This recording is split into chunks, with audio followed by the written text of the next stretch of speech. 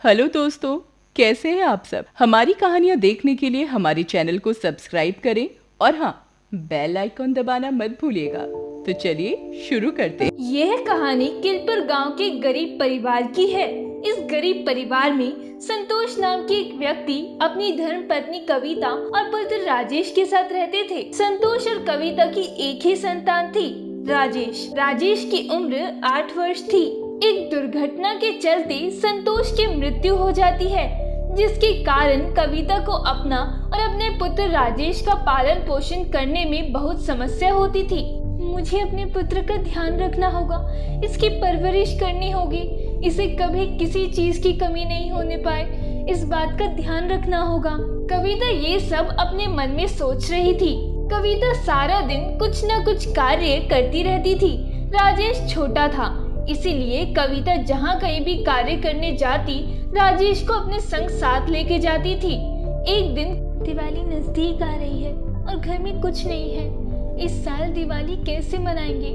क्यों ना जंगल जाकर कुछ लकड़ियां काटकर और फिर उसको बाजार में बेचकर कुछ पैसे इकट्ठा करके दीपावली का सामान खरीद लूं। कविता अपने पुत्र राजेश के साथ जंगल में लकड़ियां काटने गई। माँ, हम जंगल में क्यों आए हैं? राजेश बेटा, हम यहाँ लकड़ियाँ काटने आए हैं। इन लकड़ियों को बेचकर हमें थोड़े रुपए मिल जाएंगे और उससे हम दीपावली का सामान खरीदेंगे और आपके लिए नए कपड़े भी तो खरीदने हैं। ये तो बड़ा अच्छा विचार है माँ आपका। चलिए, मैं आपकी मदद करता हूँ। राजेश और कविता साथ में मिलकर लकड़ियाँ काटते हैं। कहीं देर तक लकड़ियाँ काटने के बाद दोनों थक जाते हैं। माँ, मैं बहुत थक गया हूँ। मुझे बहुत भूख लग रही है और हमारा घर तो यहाँ से बहुत दूर है। मुझसे भूखे पेट इतनी दूर नहीं चला जाएगा।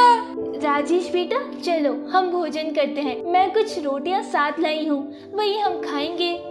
राजेश और कविता एक विशाल पेड़ के पास जाते हैं। वहाँ एक बुजुर्ग व्यक्ति जमीन पर बैठकर रो रहा था। अरे माँ, ये बाबा कौन है और ये इतना रो क्यों रहे हैं? लगता है इन्हें कोई समस्या है, तभी ये इतने घने जंगल में अकेले बैठकर रो रहे हैं। बाबा, आप इतने घने जंगल में अकेले कैसे आ गए? बेटा, मुझे बहुत भूख लगी है। ये लो बाबा, ये रोटियां खा लो। बुजुर्ग व्यक्ति एक ही साथ सारी रोटियां खा लेता है। राजेश और कविता ये देखकर हैरान रह जाते हैं। मुझे और भूख लगी है। कविता अपने हिस्से की रोटियां भी बुजुर्ग को दे देती है। वो बुजुर्ग व्यक्ति उन रोटियों को भी एक ही साथ खा लेता है। मुझे और भूख लगी है। हमें क्षमा करना बाबा, हमारे पास अब और रोटियां नहीं बची। अब मेरे साथ मेरे घर चलो ना। कविता उन बुजुर्ग व्यक्ति को अपने साथ अपने घर ले जाती है। घर पहुंचने के बाद, सुनो बेटा, मुझे जितनी रोटी चाहिए उतनी रोटी तुम्हें मुझे देना होगा। अगर मुझे रोटी नहीं मिली तो मुझे गुस्सा आ जाएगा। सोच लो तुम लोग। बाबा, अगर मैं आपकी सहायता करूंगी तो मुझे बहुत ही खुशी होगी। तभी वो बुजुर्ग व्यक्ति एक राक्षस का रूप धारण कर लेता है। ये देखकर कविता और राजेश डर जाते हैं। अब मैं तुम्हें जितनी रोटियां खिलाने को कहूंगी, तुम्हें उतनी रोटियां बनाकर मुझे खिलानी होगी। जरूर खिलाऊंगी मैं तुम्हें रोटियां। तुमने एक बुजुर्ग व्यक्ति के रूप में मुझसे मदद की पुकार की थी। अब तुम चाहे जो हो, पर मेरा ये कर्तव्य बनता है कि मैं तुम्हारी सहायता करूं। ये कहकर कविता घर के अंदर जाकर रोटियां बनाना शुरू करती है। माँ, ये सब क्या हो रहा है? हम क्यों इस राक्षस की मदद कर रहे हैं?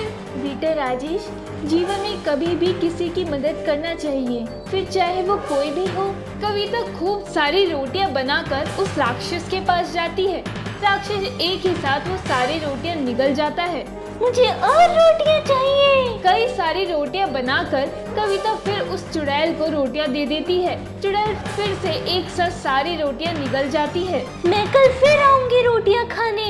ये कहकर राक्षस गायब हो जाता है। माँ, ये कौन है और हमें इस तरह से क्यों परेशान कर रहे हैं? बेटा राजेश, ये तो मुझे भी नहीं पता कि ये कौन है, पर अगर हमने उसकी मदद नहीं की तो हमारे अच्छे होने का क्या मतलब?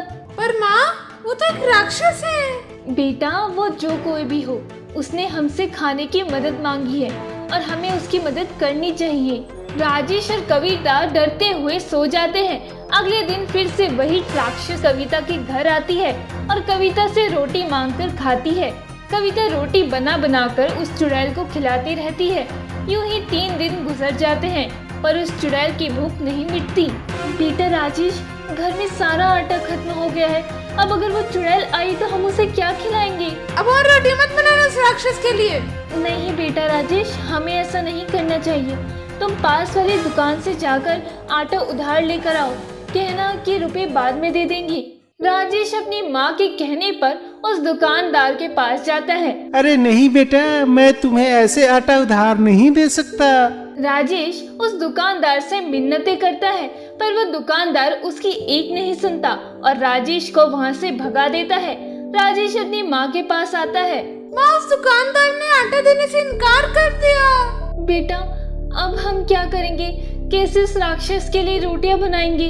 तभी कविता अपने हाथों से कड़े निकालकर राजेश को देती है। राजेश बेटा, ये कड़े ले जाकर दुकानदार को दे आओ और उसके बदले में आटा खरीद लाओ। तभी वो राक्षस प्रकट होता है।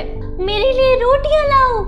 हमारे पास और आटा नहीं है और ना ही पैसे हैं कि आटा खरीद सके, इसलिए मैं अपने पुत्र को ये कड़ी दे रही हूँ। इसे बेचकर वो आटे की व्यवस्था कर लेगा और फिर मैं उस आटे से तुम्हारे लिए रोटियां बनाऊंगी। राक्षस ये देखकर हैरान रह जाती है और वो राक्षस एक देव पुरुष के रूप में आ जाती है।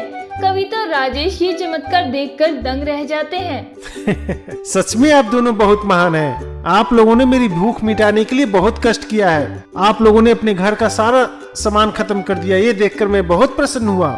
आपकी इसी अच्छाई को देखने के लिए मैंने राक्षस का रूप धारण किया था। तुमने मेरी भूख मिटाने के लिए जो कष्ट किया है उसके लिए मैं तुम्हें कुछ उपहार देना चाहता हूँ। मुझे तो कुछ समझ नहीं आ रहा।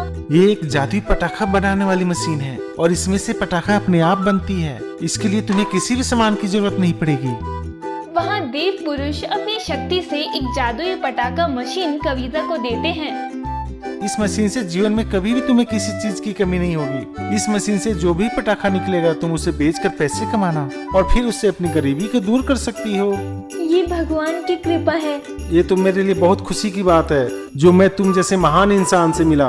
उसके बाद कविता और राजेश का जीवन बदल जाता है। राजेश और कविता उस चमत्कारी मशीन की सहायता से रोटी बनाकर बेचने लगते हैं और धीरे धीरे उनकी गरीबी दूर हो जाती है। अगर आपको ये कहानी पसंद आई हो तो चैनल को सब्सक्राइब कर लें और बेल नोटिफिकेशन दबा दें और कमेंट करके जरूर बताएं कि आपको ये कहानी कैसी लगी।